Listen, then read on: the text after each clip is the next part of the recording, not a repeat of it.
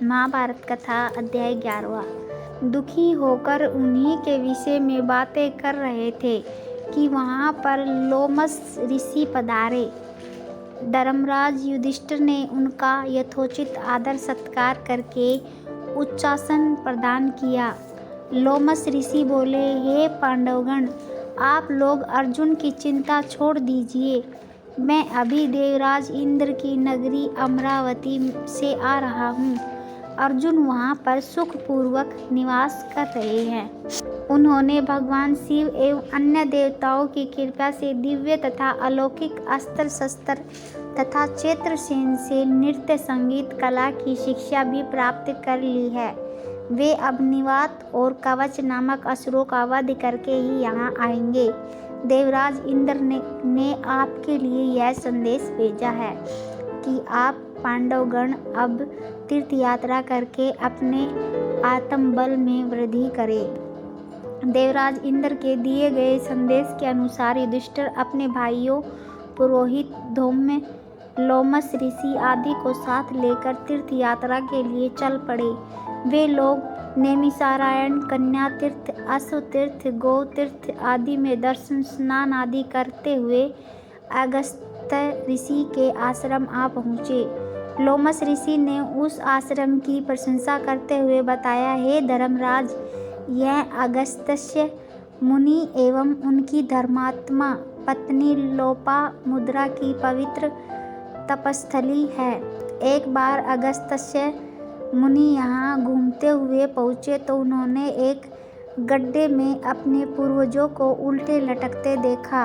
अगस्त्य मुनि के द्वारा उनके इस प्रकार से लटकने का कारण पूछने पर पूर्वजों ने बताया कि हे पुत्र, तुम्हारे निसंतान होने के कारण हमें यह नरक कुंड मिला है, इसलिए शीघ्र अपना विवाह कर पुत्र उत्पन्न करो जिससे हमारा उद्धार हो। पितृगणों की बात से दुखी होकर अगस्त्य एक सुयोग्य पत्नी की खोज में निकले और विदर्भ देश की राजकुमारी लोपामुद्रा से विवाह कर लिया। जब अगस्त्य मुनि ने लोपामुद्रा के सौंदर्य पर मुग्ध होकर पुत्र उत्पत्ति की अभिलाषा से उसे अपने पास आने के लिए कहा तो लोपामुद्रा बोली कि हे स्वामी, मैं राजकुमारी हूँ, इसलिए आपका मेरे साथ समागम भी राजोचित ढंग से होना चाहिए।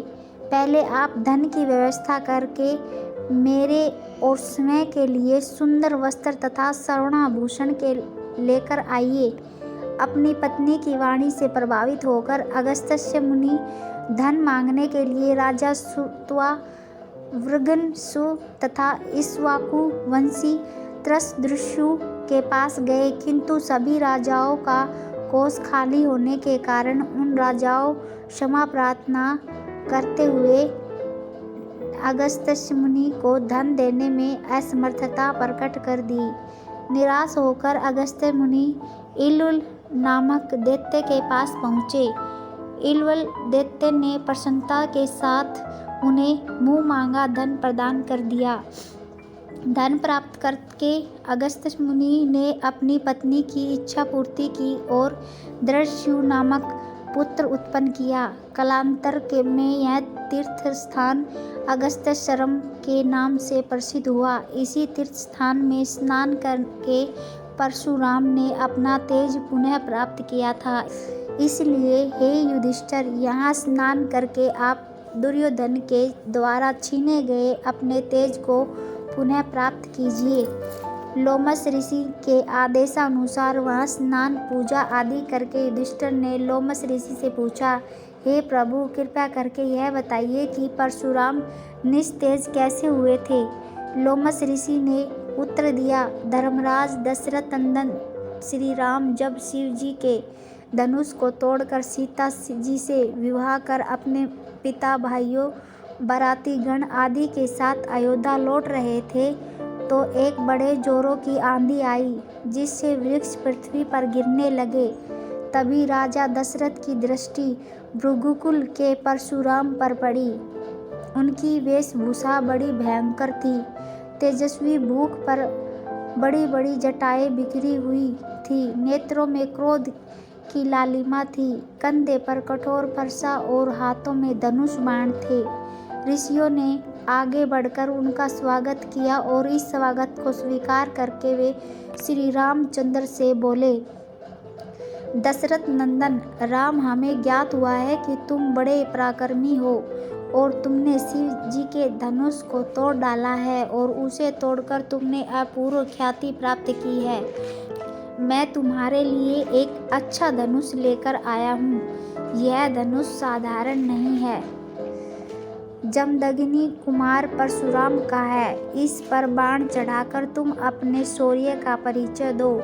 तुम्हारे बल और शौर्य को देखकर मैं तुमसे द्वंद्व युद्ध करूंगा। परशुराम की बात सुनकर राजा दशरथ विनीत स्वर में बोले, भगवान, आप वेद विद स्वाध्यायी ब्राह्मण हैं।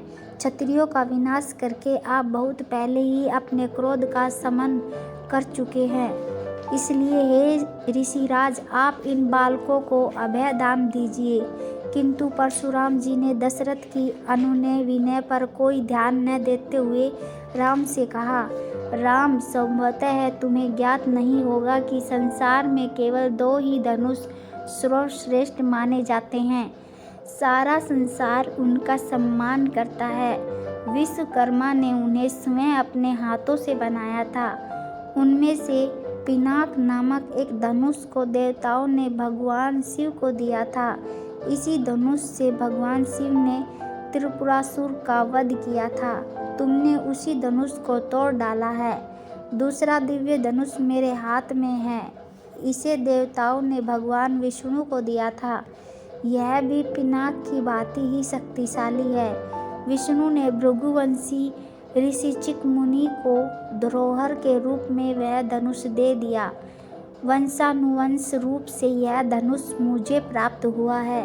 अब तुम एक क्षत्रिय के नाते इस धनुष को लेकर इस पर बाण चढ़ाओ और सफल होने पर मेरे साथ द्वंद्व युद्ध करो।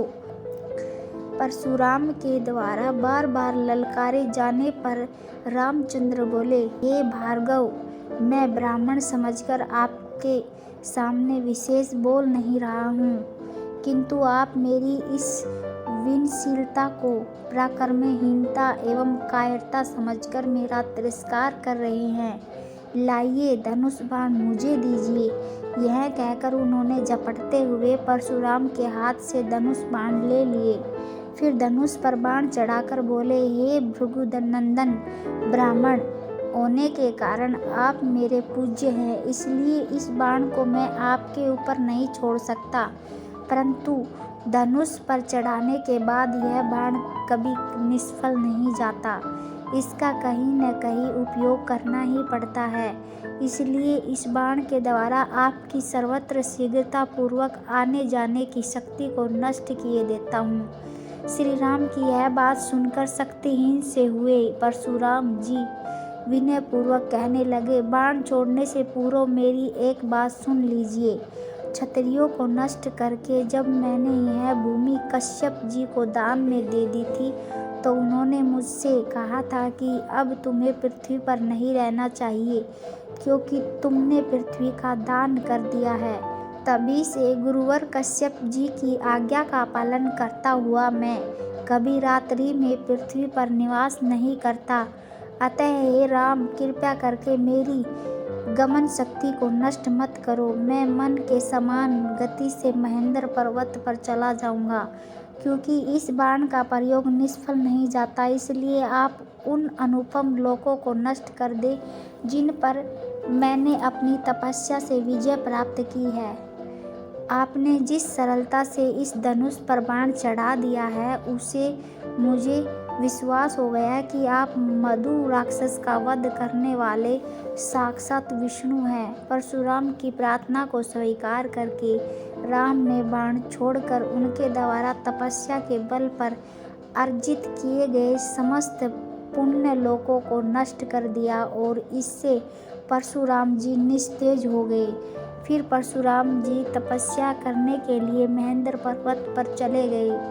वहाँ उपस्थित सभी ऋषि मुनियों सहित राजा दशरथ ने रामचंद्र की भूरी भूरी प्रशंसा की।